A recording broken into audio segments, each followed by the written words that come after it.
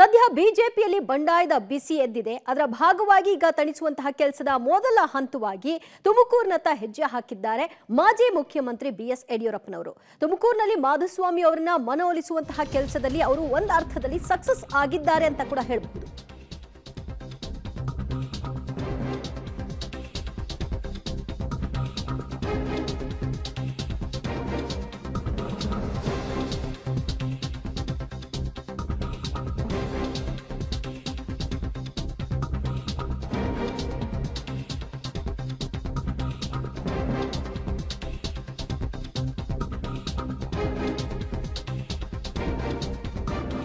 ಲೋಕಸಮರದ ಬೆನ್ನಲ್ಲೇ ಕೇಸರಿ ಪಡಿಯಲ್ಲಿ ಬಂಡಾಯದ ಬಿಸಿ ಎದ್ದಿತ್ತು. ತುಮಕೂರು ಭಿನ್ನಮತ ಶಮನಕ್ಕೆ ಮದ್ದನ್ನ ಅರೆದಿದ್ದಾರೆ ಬಿಎಸ್ ಯಡಿಯೂರಪ್ಪ ಅವರು.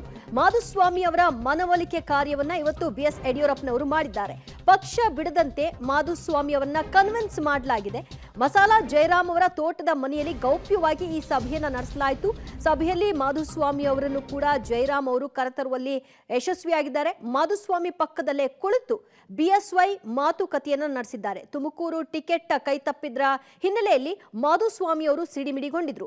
ಅದಕ್ಕೆ ಕಾರಣ ಬಿಎಸ್ ಯಡಿಯೂರಪ್ಪನವರು ನನಗೆ ಭರವಸೆ ಕೊಟ್ಟಿದ್ರು, ನಿನಗೆ ಟಿಕೆಟ್ ಕೊಡಿಸ್ತೀನಿ ಅಂತ. ಆದ್ರೆ ಕೊಟ್ಟ ಮಾತನ್ನ ಉಳಿಸ್ಕೊಳ್ಳದೆ ಮೋಸ ಮಾಡಿದ್ದಾರೆ ಅನ್ನುವಂತಹ ಅಸಮಾಧಾನ ಪ್ರಮುಖವಾಗಿ ಮಾಧುಸ್ವಾಮಿ ಅವರದಾಗಿತ್ತು. ಪದೇ ಪದೇ ಬಿಎಸ್ ಯಡಿಯೂರಪ್ಪ ಅವರು ಮಾಧುಸ್ವಾಮಿ ಅವರಿಗೆ ಕರೆ ಮಾಡಿದ್ರು ಕೂಡ ಕರೆಯನ್ನ ಸ್ವೀಕಾರ ಮಾಡ್ತಿರ್ಲಿಲ್ಲ, ಯಾವುದೇ ರೀತಿಯ ರೆಸ್ಪಾನ್ಸ್ ಕೊಡ್ತಾ ಇರಲಿಲ್ಲ. ಹೀಗಾಗಿ ಖುದ್ದು ಫೀಲ್ಡ್ಗಿಳಿದಿದ್ದಾರೆ. ಹೇಳಿದ್ರು ಅವರು ಯಾರ್ಯಾರು ಅಸಮಾಧಾನಿತರಿದ್ದಾರೆ ಅವರೆಲ್ಲರನ್ನು ಮಾತನಾಡಿಸ್ತೀನಿ, ಬಗೆಹರಿಸ್ತೀನಿ ಅಂತ. ಅದರಂತೆ ಈಗ ತುಮಕೂರಿಗೆ ಎಂಟ್ರಿ ಕೊಟ್ಟಿದ್ದಾರೆ. ಪಕ್ಷ ತೊರೆಯುವಂತಹ ತೀರ್ಮಾನವನ್ನ ಮಾಡಿಬಿಡಬಹುದು ಮಾಧುಸ್ವಾಮಿ ಅನ್ನೋ ಅಭಿಪ್ರಾಯ ಇತ್ತು. ಆದ್ರೆ ಈಗ ಆ ನಿರ್ಧಾರದಿಂದ ಹಿಂದೆ ಸರಿದಿದ್ದಾರೆ.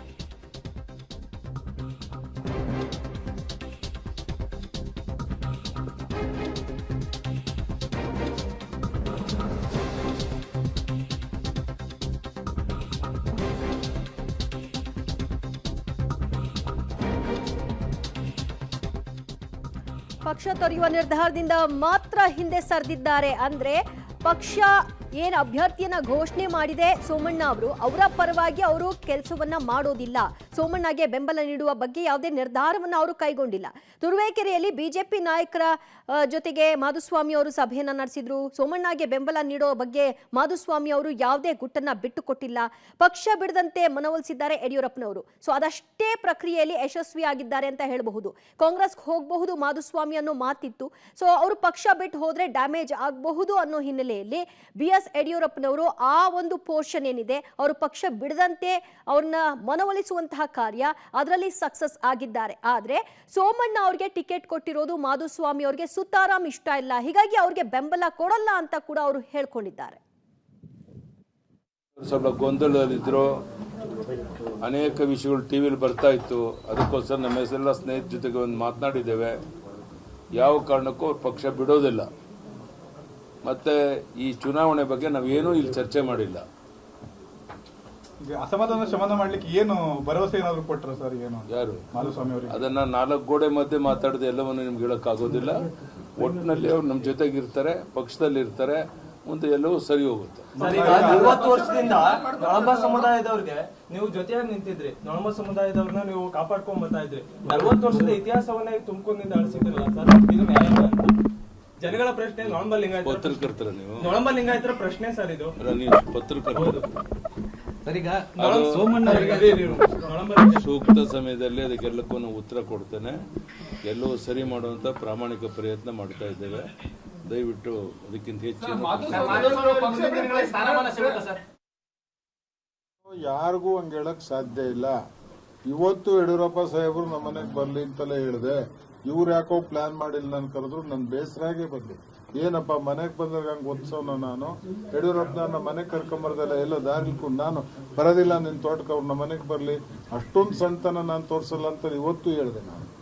ನಾನು ನಂಗೆ ಸೋಮಣ್ಣ ಅವ್ರಿಗೆ ನಾನು ಪರ್ಸನಲ್ಲಾಗಿ ಫೋನ್ ಮಾಡಿ ಹೇಳಿದೆ, ಸೋಮಣ್ಣ ಒಂದು 4-5 ದಿವಸ ಬಿಡಪ್ಪ, ಕೂತ್ಕೊಂಡು ಸಮಾಧಾನ ಮಾತಾಡೋಣ, ಯಾಕೆ ಆತರ ಮಾಡ್ತೆ ಅಂತ ಹೇಳಿದ್ದು ಬಿಟ್ರೆ ಮನೆಗೆ ಬರಬೇಡ ಅಂತ ಅವತ್ತಿನ ಮಟ್ಟಿಗೆ ಬೇಡ ಅಂದಿದ್ದು ನಿಜ.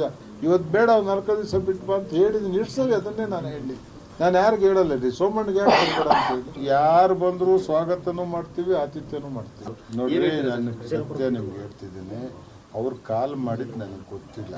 ಮಾನ್ಯ ದಿವಸ ನಮ್ಮ ಪಾರ್ಟಿಯವ್ರು ಯಾರೋ ಬಂದು ಯಡಿಯೂರಪ್ಪ ಸಾಹೇಬ್ರು ಕಾಲ್ ತಗೊಳ್ಳಿಲ್ಲ ಅಂದ ಯಾರ ಹತ್ರ ಫೋನ್ ಇತ್ತು ಯಾಕೆ ತಗೊಳ್ಳಿಲ್ಲ ಅಂತ ನಾನೇ ಅವಾಗ ಕೇಳಿದೆ. ಯಡಿಯೂರಪ್ಪನವ್ರ ಕಾಲ್ ತಗೊಳಲ್ಲ ಅನ್ನೋಂಥ ಲೆವೆಲಿಗೆ ನಾನು ಹೋಗಲ್ಲ ರೀ. ಯಾಕೆ ಹಿಂಗೆ ಪದೇ ಪದೇ ನನ್ನ ಮಾಡ್ತೀನಿ ನನಗೆ ಗೊತ್ತು. ಅವರು ಯಾರೋ ಅವರ ಪರ್ಸನಲ್ ಅವ್ರ ನಂಬರ್ ಇಂದ ಮಾಡಿಲ್ಲ.